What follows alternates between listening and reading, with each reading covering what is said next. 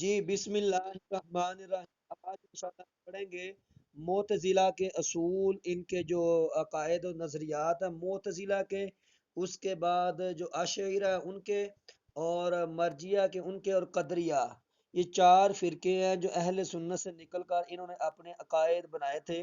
سب سے پہلے ہم معتزلہ کے اصول اور قواعد و ضوابط پڑھیں گے۔ ان کے 5 اصول مشہور ہیں۔ 5 اصول ان کے مشہور ہیں، جن میں پہلا عدل ہے، دوسرا توحید ہے، تیسرا نفاذ وعدہ وعید، اور چوتھا ان کا منزلتم بین المنزلتین، اور پانچواں امر بالمعروف و نہی عن المنکر۔ یہ معتزلہ کے 5 بڑے اصول ہیں، جن کے اوپر یہ معتزلہ کی جتنی بنیاد ہے ان کے عقائد کی وہ چلتی ہے۔ اب بات ہوتی ہے معتزلہ کا بانی کون ہے۔ واصل بن عطا معتزلہ کا بانی ہے، اور یہ دوسری ہجری کی بات ہے۔ حسن بصری رحمۃ اللہ علیہ کے یہ شاگرد ہیں، اور یہ عراق اور کوفہ کے رہنے والا ہے۔ اور یہ فرقہ بنا کیسے؟ ایک دن حسن بصری رحمۃ اللہ علیہ وہ مسجد میں بیٹھ کے درس و تدریس کر رہے تھے، تو ان کا آپس میں کسی مسئلے میں اختلاف ہوا، اور واصل بن عطا اٹھ کے چلا گیا، ایک کونے میں جا کر بیٹھ گیا۔ تو حسن بصری رحمۃ اللہ نے کہا اعتزلہ اعتزلہ، کہ یہ جو ہے نا، یہ مجلس چھوڑ کر جو گیا ہے، ٹھیک ہے، وہاں سے اس کا نام معتزلہ پڑ گیا۔ اب ان کے جو 5 اصول ہیں عدل، یہ باری باری میں بتاؤں گا، ان کو یاد کر لینا، اور یہ انشاءاللہ اگر ہم لوگ انٹرویو میں گئے تو وہاں پر پوچھ لیتے ہیں 5 اصول کون سے، ان کو بتائیں۔ پہلا عدل ہے۔ عدل سے کیا مراد؟ اصل میں جو ان کا عقیدہ عدل ہے، یہ عقیدہ توحید کے بالکل خلاف ہے۔ یہ کہتے ہیں دیکھو اللہ تعالیٰ شر کا خالق نہیں۔ اگر اللہ تعالیٰ کو شر کا خالق مان لیا جائے تو جو اللہ نے گناہ کرنے پہ جو عذاب دینا ہے وہ تو خلاف عدل ہے، یہ ظلم ہے۔ تو لہٰذا اللہ کو ہمیں شر کا خالق نہیں ماننا چاہیے، بلکہ ہمیں ماننا چاہیے اللہ صرف خیر کا خالق ہے، شر کا خالق نہیں۔ اگر اللہ کو شر کا خالق مانیں گے تو جب انسان شر گناہ کرے گا تو گناہ پر سزا بھی ہے، تو یہ تو خلاف عدل ہے، یہ تو ظلم ہوگا۔ تو یہ ان کا پہلا اصول تھا۔ دوسرا توحید۔ انہوں نے اللہ تعالیٰ کی صفات اور اللہ تعالیٰ کی قرآن، اللہ کی کتاب القرآن کو مخلوق مانا، اور کہا کہ دیکھو اگر ہم اللہ کی صفات کو اور قرآن کو مخلوق نہیں مانتے تو جو ہے نا تعدد قدماء لازم آئے گا۔ تو یہ توحید کا تقاضا یہ ہے کہ صرف ایک، تو ہم اللہ کی صرف ذات مانتے ہیں، اس کی صفات اور اس کی جو ہے نا قرآن کو مخلوق نہیں مانتے۔ اور اسی ضمن میں مامون الرشید کے دور میں یہ فرقہ بنا، اور معتصم باللہ نے جو ہے نا امام احمد بن حنبل رحمۃ اللہ علیہ کو کوڑے لگوائے تھے اسی ضمن میں۔ تو ان کا دوسرا جو اصول ہے وہ توحید ہے۔ تیسرا اصول نفاذ وعدہ وعید ہے۔ یہ کہتے ہیں کہ جو اللہ نے وعدہ وعید کیا ہے نا ان کو پورا کرنا ہے۔ ہم کہتے ہیں دیکھو اللہ نے وعدہ کیا ہے عذاب کا، لیکن اللہ چاہے معاف کر سکتے ہیں، اللہ چاہے عذاب دیں۔ تو یہ کہتے ہیں نہیں، یہ وعدہ وعید کا نفاذ لازمی ہے، کہ اللہ نے وعدہ کیا ہے گناہ گاروں کو سزا دینی ہے اور نیکوکاروں کو جنت دینی ہے۔ تو اب اللہ پر یہ کرنا لازم اور ملزوم ہے کہ جس چیز کے ساتھ جو جو وعدہ کیا ہے، گناہ گاروں کے ساتھ عذاب کا اور نیکوکاروں کے ساتھ جو ہے نا جنت کا وعدہ وہ کرنا ہے۔ اگر گناہ گار کو معاف کر کے جنت میں بھیج دیا گیا تو یہ کیا ہوگا؟ وعدہ وعید پورا نہیں ہوگا۔ چوتھا ان کا عقیدہ منزلتم بین المنزلتین، ان کا عقیدہ ہے۔ وہ عقیدہ کیا ہے؟ وہ کہتے ہیں دیکھو انسان جو مسلمان ہوتا ہے وہ اقرار کرتا ہے، اقرار باللسان و تصدیق بالقلب، لیکن ہوتا کیا ہے کہ یہ بندہ جب کبیرہ گناہ کرتا ہے اور کبیرہ گناہ کا مرتکب انسان کافر ہو جاتا ہے، لیکن وہ نہ تو کافر ہوتا ہے نہ وہ مسلمان ہوتا ہے، وہ کفر اور اسلام کے درمیان ایک نئی منزل ہوتی ہے۔ یعنی ہم یوں کہیں گے منزلتم بین المنزلتین، 2 منزلوں کے درمیان ایک نئی منزل۔ نہ وہ مسلمان ہے نہ وہ کافر ہے، بلکہ علیحدہ کوئی مخلوق ہے۔ اب آخر ان کا عقیدہ امر بالمعروف و نہی عن المنکر۔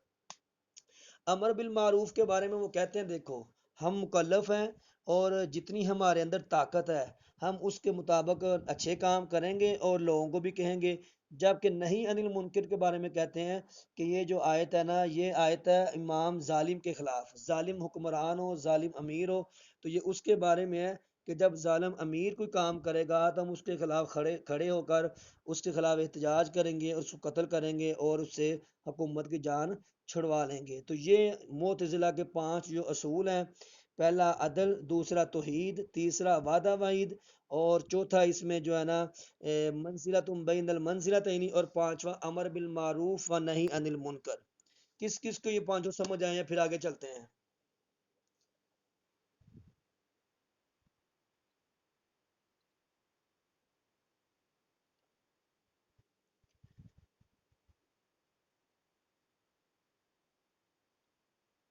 یہ ہے منزلتم بین المنزلتین، پہلا سیگا واحد کا ہے، بینا درمیان میں آ رہا ملانے کے لیے، اور منزلتین یہ تسنیہ کا ہے، دو منزلوں کے درمیان نئی منزل۔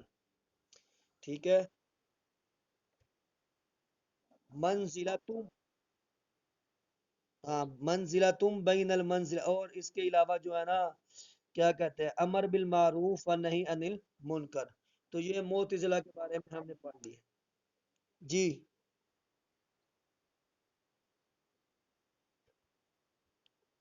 دیکھیں دو منزلیں ہیں، ایک منزل ہے مسلمان کی اور ایک ہے کافر کی۔ ٹھیک ہے، اب وہ کہتے ہیں جب کبیرہ گناہ بندہ کرتا ہے نا تو نہ وہ مسلمان رہتا ہے نہ وہ کافر رہتا ہے، وہ درمیان میں کوئی نئی منزل آئی ہے، تو اس کو کہتے ہیں بین منزلتم بین المنزلتین، اس کو کہتے ہیں۔ اور کوئی؟ یہ ہمارے حارث امام صاحب ہیں، یہ کیا نام ہے ان کا، یعقوب۔ جی سمجھ آ گئی سب کو؟ آگے چلے؟ وہ بولو تو صحیح، کوئی نہیں آئی کہ کسی کی آواز نہیں آ رہی، کو بولو تو صحیح۔ چلیں آگے چلتے، چلے کوئی نہیں، ساؤنڈ چاہے اوپن ہے بتا دیا کرنا تاکہ پھر چلتا رہے سسٹم۔ اچھا آگے، آگے چلے کوئی مسئلہ نہیں، آگے مرجیا، چلے آگے مرجیا، پہلا تھا معتزلہ، ٹھیک ہے، اب مرجیا۔ یہ لوگ کہتے ہیں، ان کا فرقہ، ان کا مذہب یہ ہے، یہ کہتے ہیں جو ایمان ہے نا وہ اقرار باللسان و تصدیق بالقلب، زبان سے اقرار کرنا اور دل سے ماننا صرف ایمان ہے، اس کے لیے عمل کرنا ضروری نہیں۔ ٹھیک ہے، اور عمل نہیں کرتے، اور عمل میں یعنی اس کو مرجیہ کیوں کہتے ہیں؟ مرجیہ کا مطلب ہے تاخیر سے عمل کرنے والا۔ تو یہ کہتے ہیں کہ جو بندہ زبان سے اقرار کیا اللہ کی توحید پہ، رسالت پہ، اور دل سے بھی مانا، تو اب عمل کو بعد میں کریں گے، تاخیر سے عمل کرنے کی وجہ سے ان کا نام مرجیہ فرقہ پڑا ہے۔ ٹھیک ہے، اب مرجیہ کے بعد جبریہ اور قدریہ۔ جبریہ اور قدریہ یہ بھی دو فرقے ہیں، ان کے درمیان جو تھوڑا ہی فرق ہے، اتنا زیادہ فرق نہیں ہے۔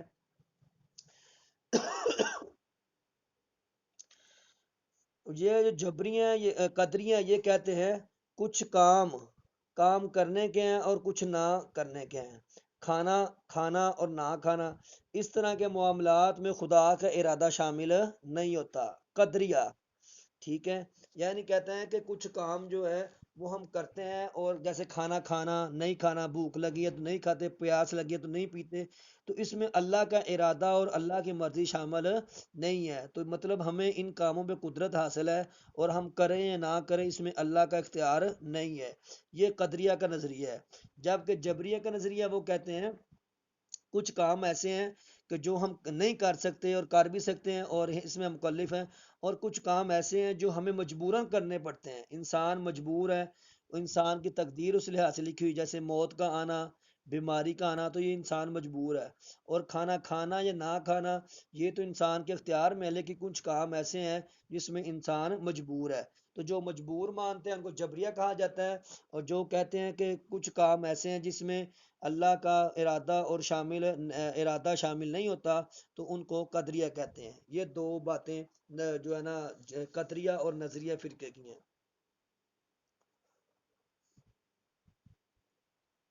ٹھیک ہے، جبریہ اور قدریہ، قدریہ کہتے ہیں کچھ کام کرنے والے ہیں کچھ نہیں کرنے والے، کھانا کھانا ہے نہیں کھانا، ان سب معاملات میں خدا کا ارادہ شامل نہیں ہے۔ جبکہ جبریہ کہتے ہیں جو کچھ ہوتا ہے اور جو کچھ ہو رہا ہے اس سب میں تقدیر کا لکھا ہوا غالب آتا ہے، ٹھیک ہے، انسان مجبور ہے، انسان مجبور ہے، تو یہ جبریہ ہے۔ جبریہ میں سارے کام جو اللہ کی طرف سے ہوتے ہیں انسان مجبور ہے۔ جبکہ اس کے بعد تیسرا فرقہ ہے جو اشعرا، وہ کہتے ہیں دیکھو انسان کہتے ہیں انسان کے کچھ مختار بھی ہے کچھ مجبور بھی ہے۔ جبکہ انسان مجبور ہے، جو میں نے ابھی باتیں بتلائیں، موت، زندگی، حیات، بیماری، تو ان میں انسان مجبور ہے، اور کچھ کام مختار بھی ہے جیسے کھانا نہ کھانا، پینا نہ پینا۔ تو معتزلہ نے اشاعرہ کو بھی جبریہ میں جو ہے نا شامل کیا ہے۔ تو اب آپ میں سے کون مجھے جبریہ، قدریہ اور اشاعرہ کی تعریف اور ان کے نظریات تھوڑے سے بتائے گا؟